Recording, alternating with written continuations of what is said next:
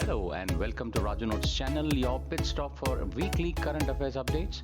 The updates tailor-made for students taking all kinds of competitive exams like UPSC, civils, defense and placement interviews. Please subscribe to the channel and stay updated every Sunday.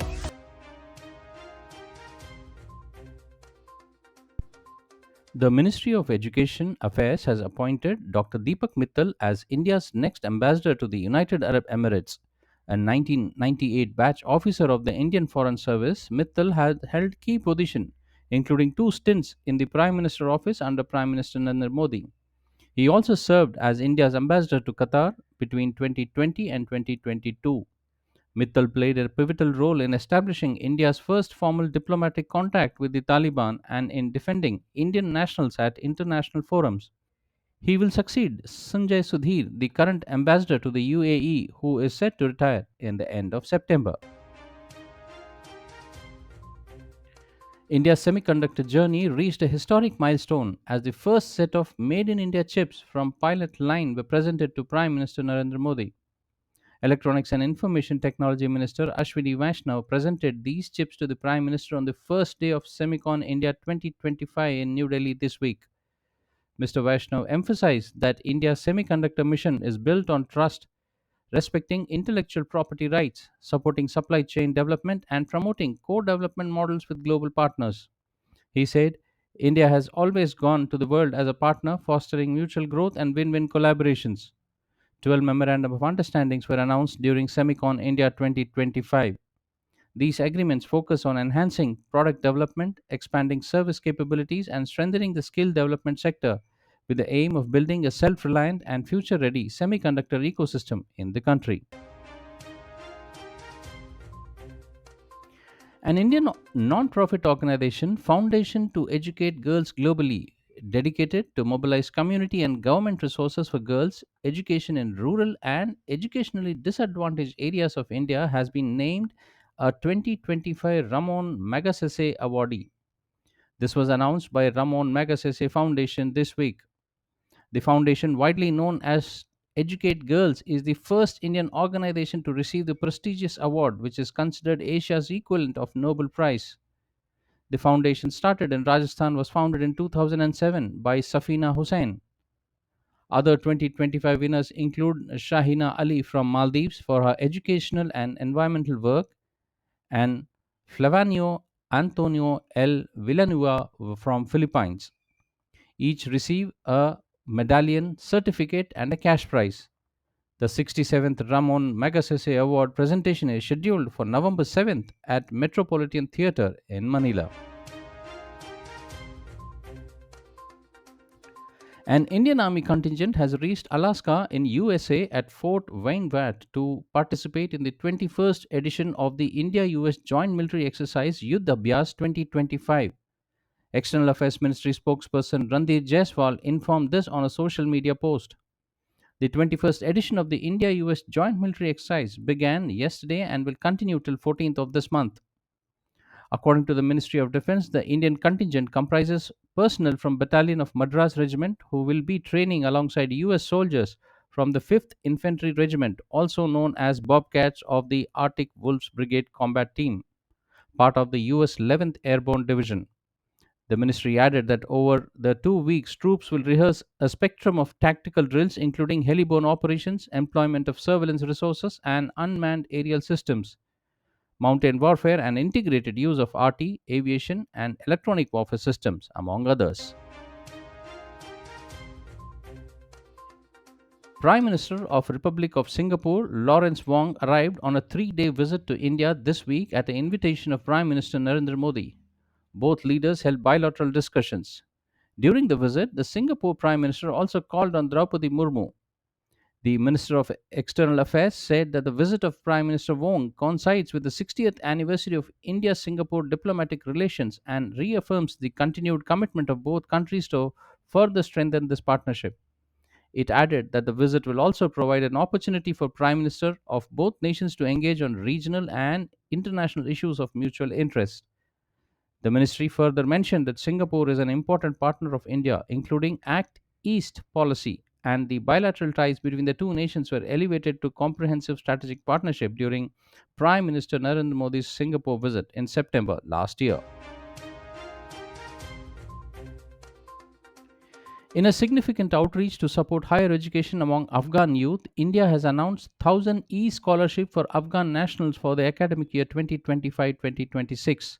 The initiative, part of special scholarship scheme for Afghan nationals also called as SSSAN, through the Indian Council for Cultural Relations ICCR, allows students to pursue online undergraduation and post-graduation courses through the government's e-Vidya Bharati iLearn portal.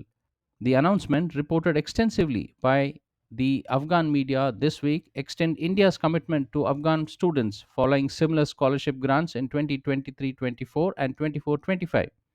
Under the scheme, Afghan nationals aged between 18 to 35 years can apply from a wide range of online programs offered by 9 Indian universities, including Jamia Millia Islamia, Indira Gandhi National Open University, Anna University, and Kurukshetra University.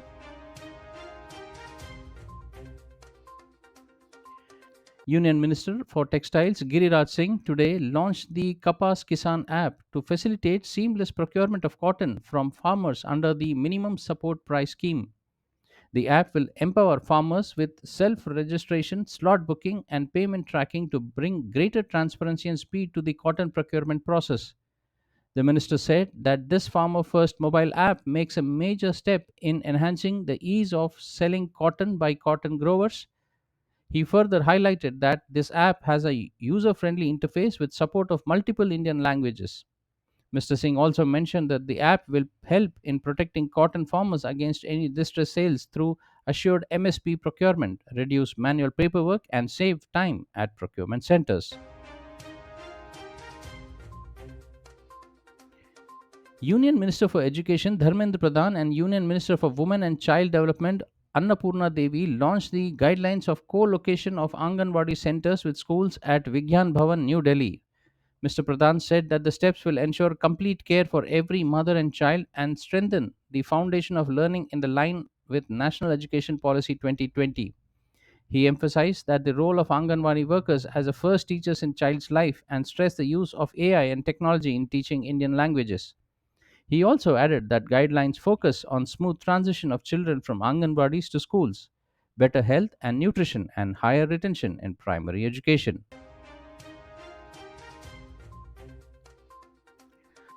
The GST Council has approved the rate rationalization with a focus on the common man, labor intensive industries, farmer and agriculture, health, and key drivers for the economy.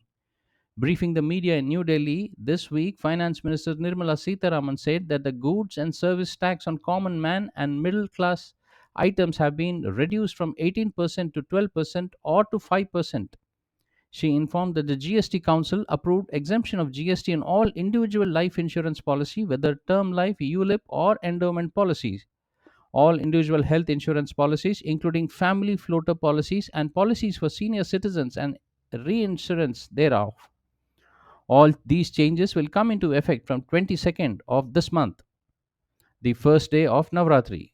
Ms. Sitaraman said this move aims to make insurance affordable to the common man and increase insurance coverage in the country. The finance minister further announced the reduction of GST from 12% to nil on 33 life saving drugs and medicines, and from 5% to nil on 3 life saving drugs used for the treatment of cancer, rare diseases, and other severe chronic conditions. GST on all other drugs and medicines have been reduced from 12% to 5%. The GST on various medical apparatus and devices used for medical, surgical, dental, or veterinary purposes or for the physical and chemical analysis has also been reduced from 18% to 5%. The Union Cabinet, chaired by Prime Minister Narendra Modi, this week approved 1,500 crore rupees incentive scheme to develop recycling capacity in the country for separation and production of critical minerals from secondary sources. This scheme is part of the National Critical Mineral Mission (NCMM), which is aimed at building the domestic capacity of the supply chain resilience in critical minerals. The critical mineral value chain, comprising exploration, auction, and mine operations and acquisition of foreign assets, has gestation period before they could supply critical minerals to Indian industry. The scheme will have a tenure of 6 years from financial year 2025-26 to financial year 2030 to 31. Eligible feedstock is e-waste, lithium-ion battery scrap, and scrap other than the e-waste and LIB scrap. The scheme will be applicable to investments in new units as well as expansion of capacity and modernization and diversification of existing units. The scheme will provide incentive for recycling value chain which is involved in actual extraction of critical minerals and not the value chain involved in only black mass production. The government of Nepal has decided to ban all the unregistered social media sites in Nepal. Minister for Communication and Information Technology Prithvi Subba Gurung made this decision public on Tuesday. The decision was made public after a meeting attended by Minister Gurung, ministry officials, representatives of National Telecom Authority, telecom operators, and internet service providers to companies. In the meeting, Nepal Telecommunication Authorities was instructed to disable unregistered social sites. On August 28, the MOCIT gave an ultimatum of 7 days calling on both domestic and international social media platforms that have yet to be registered must register oneself with the ministry within the stipulated time framework. It was required by social media sites to have an office in Nepal with a contact person in the country who would ensure compliance to local rules under the Directive for Regulations of Social Media Use 2080.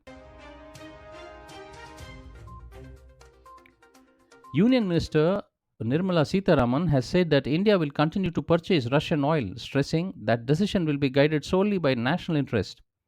In an interview to TV channel, she said that it is Russian oil or anything else. We will take a call based on what suits our needs in terms of rates and logistics. Mrs. Sitharaman reiterated that contribution of crude oil to India's import bill is the highest. She said that new GST regime will improve consumption by citizen and it will not impact capital expenditures. Mrs. Sitharaman said 99% of the goods and services are now either in 0, 5 or 18% bracket. She said it has first time that both issues of compensate cess and the comprehensive proposal on GST have been taken up by the centre. The minister said petroleum and alcohol products will be outside of GST. Housing and Urban Affairs Minister Manohar Lal has launched Angikar 2025 campaign under Pradhan Mantri Awas Yojana Urban 2.0.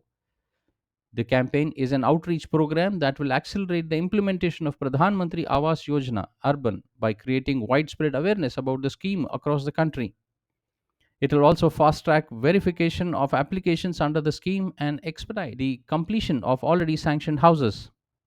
Under Pradhan Mantri Awas Yojana Urban, 1 crore 20 lakh houses have been sanctioned, out of which 94 lakh Pakka houses have been completed and delivered to the beneficiaries. The ministry said Angikar campaign will facilitate the completion of remaining house.